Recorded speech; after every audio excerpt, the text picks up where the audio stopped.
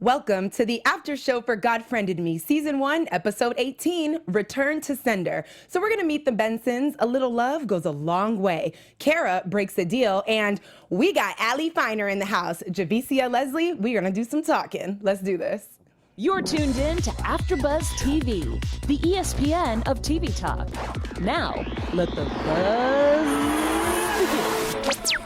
Hey, AfterBuzz TV. What's going on? What's going on, y'all? Welcome to the after show for God Friended Me, Season 1, Episode 18, Return to Sender. Yeah. We have got some topics for you. We're talking Meet the Bensons, A Little Love Goes a Long Way. Cara breaks a deal. Dear God, Cara, what are we doing? And we have a very, very special guest in the house. Javicia Leslie's joined the panel. Thank you for having me, ladies. I'm so excited to be hanging out with you. Yes, absolutely. And of course, we miss Rochelle and Mina. Sorry you couldn't be here, but take it to my left. We got the rest of our panel here. You know your favorite Afro-Latina, Franceli's here. Yes. Okay, so we're just really excited. I'm a little nervous, just a little bit, because we're so excited to be talking to you. We've been waiting to have somebody on the show. So why don't we start with you? We always start the show talking about how we felt about the show overall. So what did you think about Return to Sender? It was a tearjerker. I tweeted, I said, oh, they were trying to pull a thug tear from me. I think it's beautiful. I love how well-rounded the episodes are. They always kind of give you a completion at the end. And really just to kind of follow the story and how it connected and how the heart and the violin connected. It was beautiful. Absolutely. What did you think about the episode? Because I saw you crying. Listen, why you gotta put me out like that? It's that time, y'all. You know, that late time. So I get real emo around this time. Too much. Okay, y'all, it's Sunday. It's confessional time. It is. And it's never too much. Right. So, you know, it's one of those things where, like, the God Friended Me writers are just incredible. I always give them a shout out every time here at AfterBuzz TV because, again, we know that as actors, producers, directors, we wouldn't have jobs without the writing on the page. And so what they really write on the show always speaks to the heart of humanity and where we are as people. And I just love how they really speak to our hearts. And tonight was especially about the heart. So I love tonight's episode. Oh, I like that. Yes. Okay. Yes. And I love that too, because this show has its own way of having its divine timing. Oh, gosh. And all week I've been thinking about heart posture, like where everything that we do comes from, how it comes from the heart. So to see an episode totally wrapped around the heart and how everything unfolded, which we're going to jump into, was just, like you said, it's well-rounded. And by the end, you just got this whole little packaged up episode where you're like, oh my God, that was amazing. So we love that. And we want to make sure, too, that you guys stick around to the end because we have a special segment called God Speaks where we share where God has spoken to us somewhere in social media throughout the day. And we're also going to do some fan shout-outs. So let's jump into our first topic with the Bensons. We start here with, Miles getting the package, and we already know what's going on because it's about to get started. It comes to Miles' door. It's for somebody else. What do we think about, who is it? Karen and Richard Benson, and then even Richard's reluctance the second that Miles tried to return the package. What do we think of the situation when it comes to that? Well, here's my thing. I say this on every episode. It's like, how does he find these people?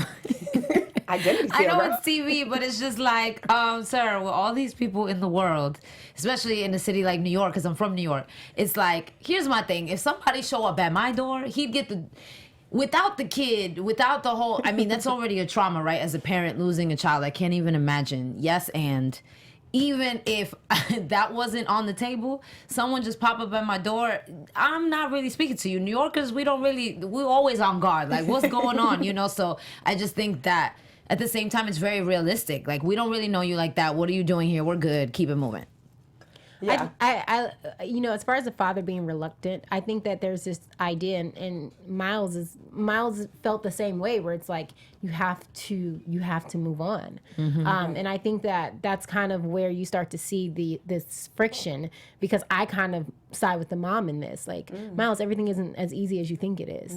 You had your route and what you did to move on, and did you really move on? It seemed like you used something to kind of like cover up for the pain you were going through, whether it be your podcast or whether it be just how unattached you can be to the people that you love. Right. And so I think that that's really what that conversation in the bar is about. It's like, this isn't how you fix all of your problems that you're used to fixing on the God account. He's so used to going about fixing things and thinking that he can fix everything. And like, this is just another problem he can fix. And I'm here to say, like, it's not going to be as easy as you think it is. And I think that that's where the dad is coming from. He really wants her to get rid of, or not get rid, but let go of the violin, because it's a process of moving on. But everyone's process is different. That is very well said, and actually very true. And speaking of fixing things, your character is kind of the queen of fixing things just all throughout the show. So let's talk about that a little bit. How do your position on the show, being the therapist and somebody who comes in and kind of fixes things, how do you feel about your character and your position and what your character adds to the through line pretty much of every show? Yeah, I think that based on what this show is about, there's always going to be a lot of perspectives, right? Because we're talking about faith. And clearly our world is a reflection of a lot of different perspectives. Right. That's what divided a lot of different religions, right? Yeah. And I think what I love about Allie is that we take away these divisions and we just look at human connectivity and we look at how we treat each other. And so she never comes here with and it's not to say that it's right or wrong, but she never comes with a verse from the Bible, or she never comes with anything. She always just says, okay, well, let's look at it from a human connectivity perspective. Love it. And how, and you're so caught up in how you feel, which I completely understand, but let me just allow you to see another perspective. Right. And I think even the conversation in the bar, that's what that was about. Like, okay, Miles, you're ready. I know you. I see that look in your eye. You're getting ready to go on a mission, but let me just allow you to see her side. So maybe you can bring a little bit of sensitivity and kind of understand and connect to where she's coming from.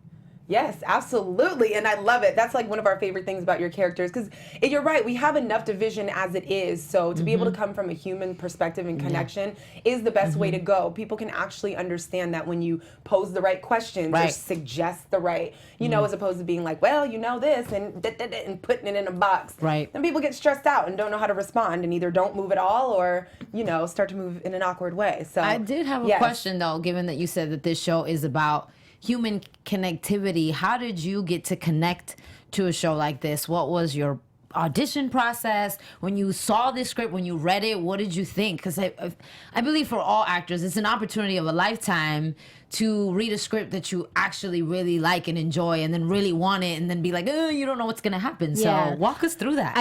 First of all, the audition process it's going to be it's hard and it's intense, and you can love the script, but you have to almost like detach yourself from it, because if you don't, every time you may not get something, it's a heartbreak. Yes. So I fall in love with scripts all the time, but it doesn't mean I'm going to get the part.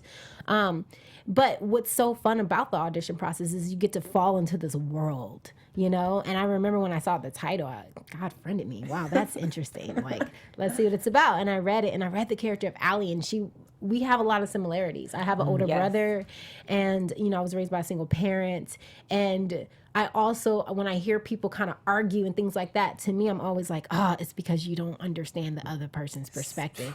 You're waiting while you guys are arguing or debating or whatever you want to call it. You're so busy waiting for your turn to speak and building up all of the things that you want to say you're not listening to the other person, and really neither of you are listening. And so I got to go into this world of this person where that's what she's about. Like, her life is about helping people. And I think that that's a part of who I am as a person as well.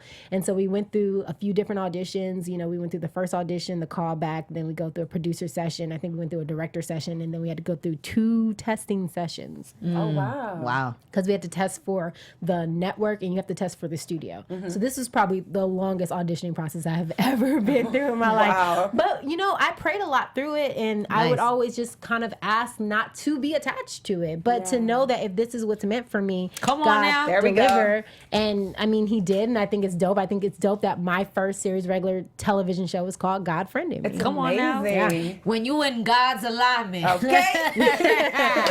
Won't he do it? Won't he do it? And I love it too, because I always say understanding is the great equalizer. Yeah. Like, I'm a Gemini, and I feel like I'm a Gemini. Oh my God, what's your birthday? May 30th. June 9th. Nice. Hey. So we're very understanding. We can see both sides of anything. It really doesn't matter what it is, and it's such an equalizer because it allows you not to judge and to really just give on a human perspective. So I love that, and what you went through. And I was going to ask you, how close is Allie to the real you? And you answered that so beautifully. So yes, that's great. So let's see. So, okay, let's jump back into the show really quick. So we have the Bensons. that lost their daughter. And now, did you guys expect, Francelli, who did you think Jen Levy was, or how she was tied into before Miles walked into Trisha's shop? I didn't necessarily know how they were connected. Shout outs to Shamika Cotton, an actress in New York who played Jen Levy. I know her and I love her. Hey, girl. She's cute. But yeah, I didn't know the connection. But like this show, it's always, there's so many levels of being intertwined. And what I love about this show is that it shows that it used to be like 6 degrees of separation, but with social media now, we're like 2. Yeah. 2 degrees of separation. Yeah. Like the moment someone says, oh, what's your Instagram or what's your Twitter? Let me follow you. It changes everything. It's like, oh, you know, this person and that person, and you see all the people you know in common. So again, it was like the interest. I loved how they put that in there, how, you know, Mr. Finer's girlfriend added him as a friend, and he didn't see it till the day, and then she so happens to be friends with Jen Levy. Yeah, and it's just like it's all connected. So I loved how they show that, because we really are 1 to 2 degrees of separation now. But I think one thing to add to that is the importance of being present. Yes. Because there are a lot of things going on around us that allow us to be connected, but we don't see it because we're so disconnected to what's presently happening. We're so busy like this that we don't understand that, you know, God has signs and connections to make things happen that are very important. I always say, you know, you have to be present not for yourself, but for everyone else, so that we can all keep this going. Yeah, I love that, which makes me my next question for you. What have you learned since doing the show? Do you feel like you've learned anything new perspective-wise, or what do you feel like you've gained?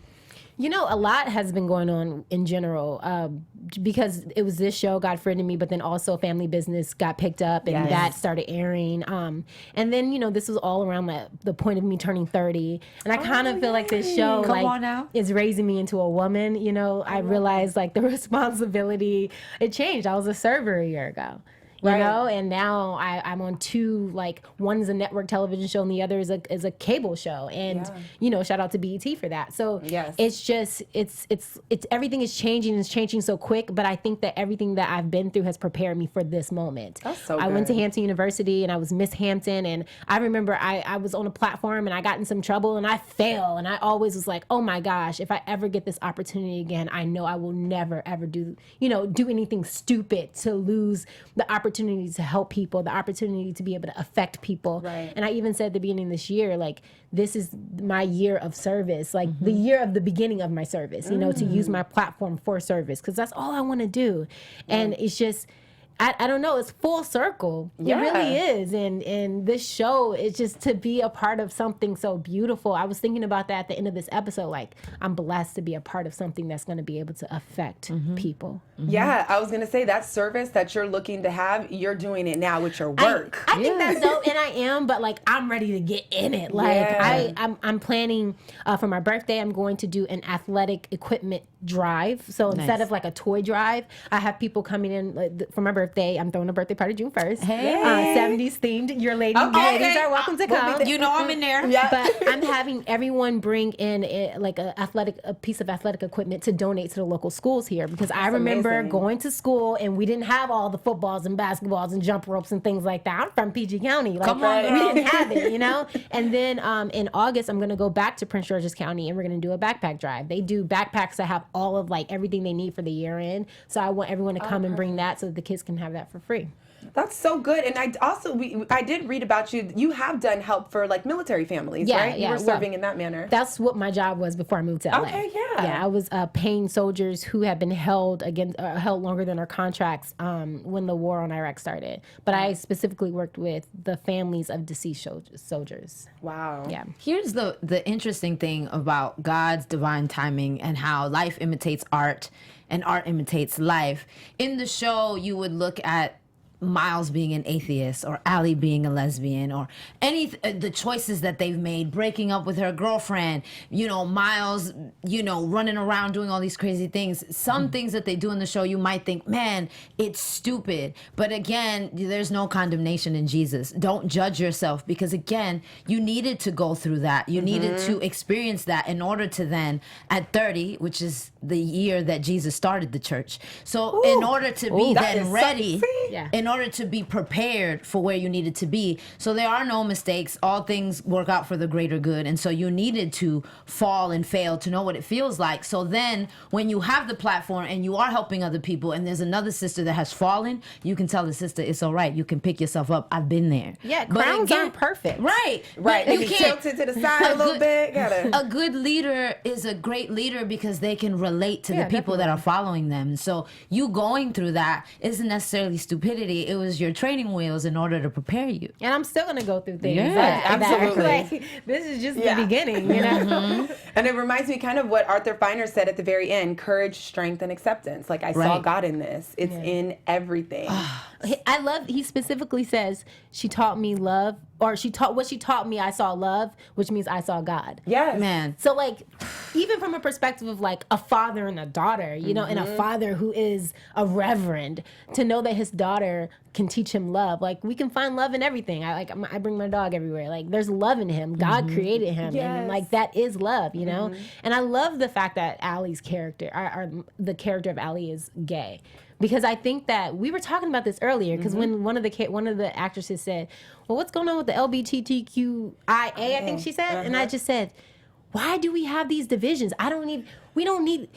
They're fighting for a title because they're not heard. Right. But the problem is everyone needs to be heard, so no one has to fight for a title. We don't need to be divided. And I hate that we have to do that in order to be heard. I have to say I'm a black woman. Right. Versus I'm just a human. Right. But it's okay. The day will change. Yeah, it will. I mean, if you just even go a little deeper, I don't know if this was in Power versus Force or not, but it's like with the eye, we just see things as we are, as they are. It's the mind that gets into, oh, that's blue, oh, that's pretty, oh, that's green, that's a tree. We just see. So if we can get to that point in humanity where we're just seeing and not trying to put a label and judge and put something on everything, then we'd be much further. We wouldn't need all the titles. Yeah. People shouting from the rooftops.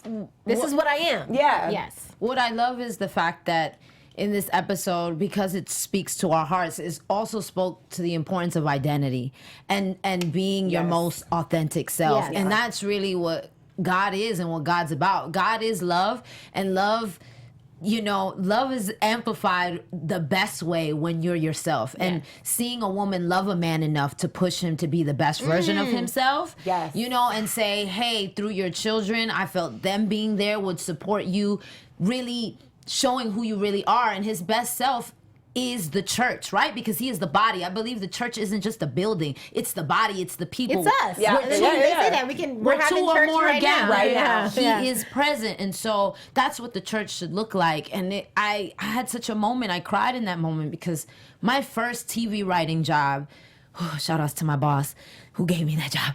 You know, my first TV writing job, when I was on that job, I met my first ever Dominican transgender woman. And I'm Dominican. And it was one of those moments where, like, it really made me level up as a Christian. And everything that he was saying is what I experienced. Like, I'm a representative of Jesus, yes, and this moment is like, how do I show love in this room? How do I be love? How do I embody it? And towards the end of my writing gig, this woman came up to me and was like, you know, I'd go to church with you. And she hasn't been to church in years. And that means that my light and my love touched her. And it meant so much to me. Even if we never go to church together, just that moment, we just have to be God's representatives on earth. Ooh. I definitely agree. And something that what I thought of when you were talking about that is that requires boldness. Yes. It required a boldness of Trish. She was sitting in the pews and felt it in her spirit. We saw it in her face. And she was like, you know what, I'm going to say something. Sometimes we don't want to say anything. Right. So I just admire her for speaking up, even though it could have been at the risk of him being like, why are you trying to tell me how to do my church? Like, or whatever the case. And I can also say that we're seeing more of that in Miles. Yeah. Miles before was like, this is not, I mean, firm request, this ain't my business or whatever. And now he's just like, the Bensons, where are we going? Yeah. Like, you know what I mean? So that definitely takes a boldness that I feel does come from divine energy. Yes.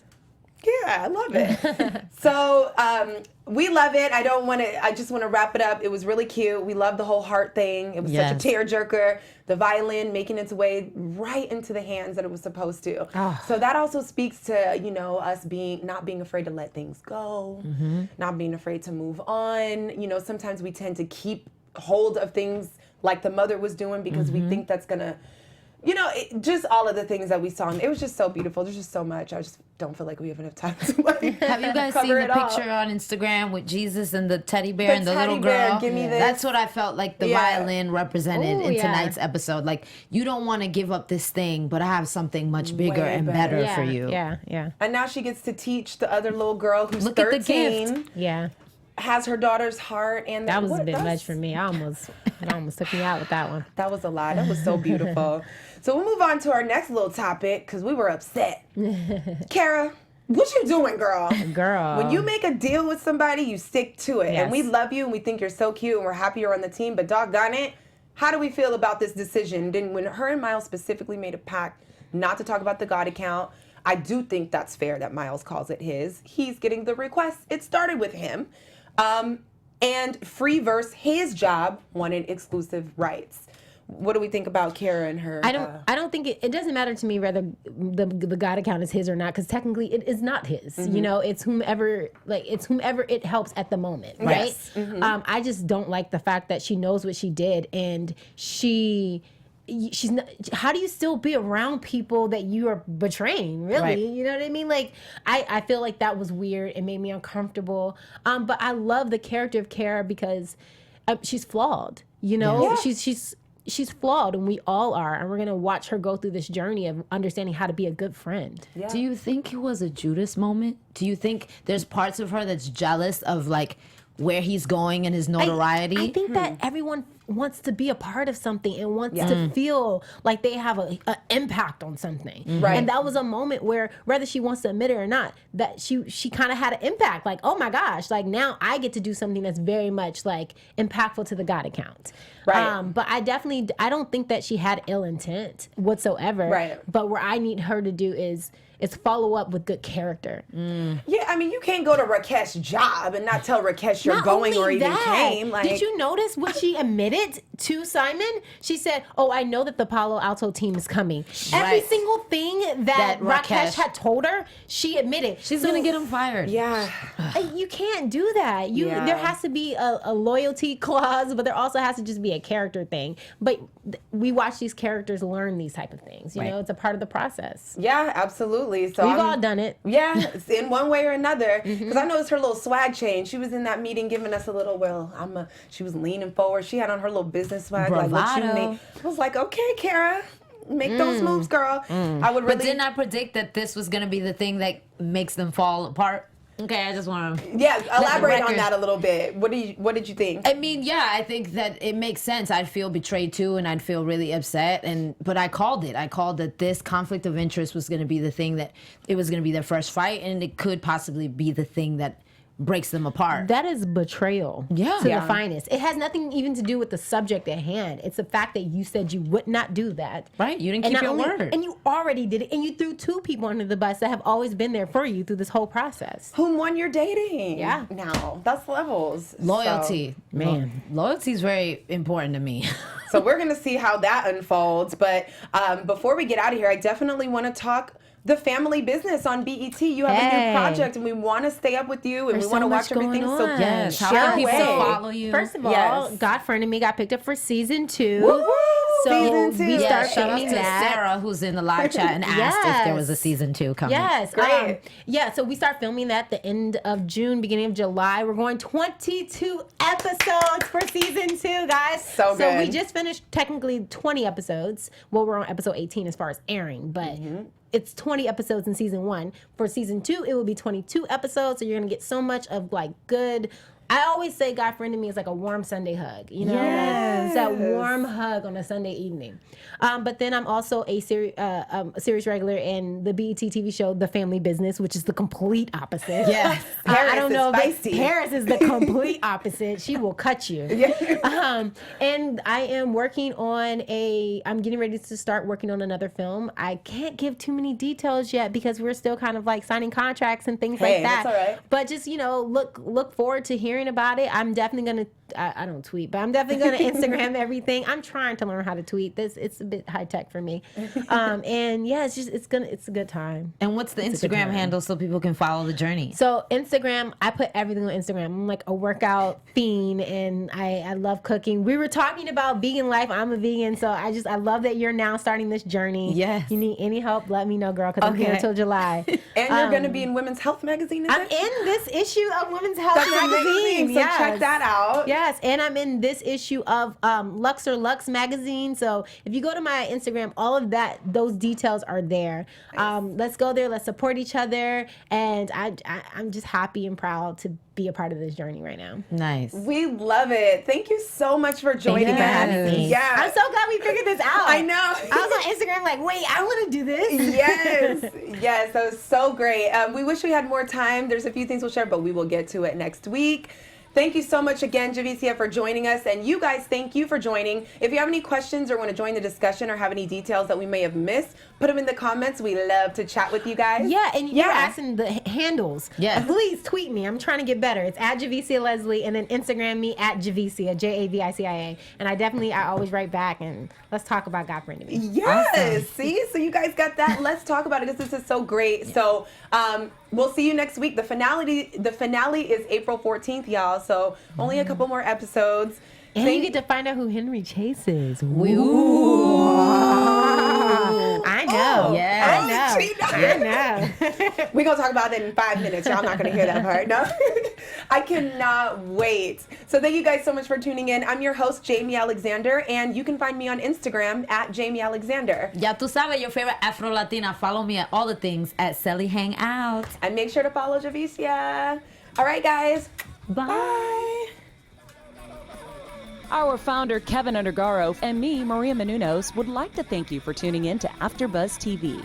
Remember, we're not just the first, we're the biggest in the world, and we're the only destination for all your favorite TV shows. Whatever you crave, we've got it. So go to AfterBuzzTV.com and check out our lineup. Buzz you later.